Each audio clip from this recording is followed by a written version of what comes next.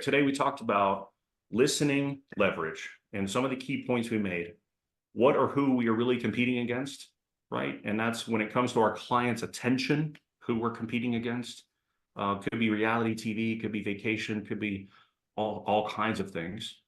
How our intentions really do make the difference in our ability to connect and understanding what we're there to do and that the client is going to tell us what they need. It's our job to kind of decipher and come up with what that solution is. Asking great questions in a great way is a key. That's how we're going to build that relationship. Building trust on purpose. Remember to respond to the answers to the questions with respect. Don't be judgmental. Don't be, doesn't look like you took care of this at all, dude. Don't ask it that way. Just ask it in an open way that you're just trying to find the information.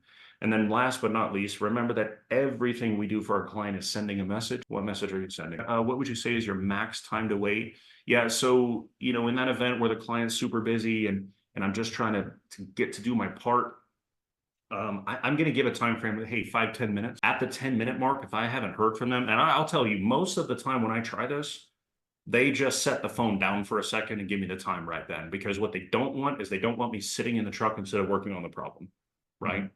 But I know that now I've hit a point in my process that I really can't go past, because I might end up down this rabbit hole where I've lost sight of the real issue. So I'm going to give the time frame 5-10 minutes. Oftentimes, I'd say 80-90% of the time, they're just going to hang up or pause or do whatever they need to do.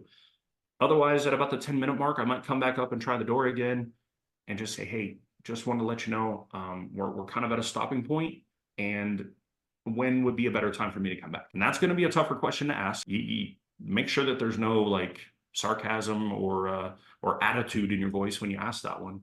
But understand that it is really important that we ask the questions, that we build that connection.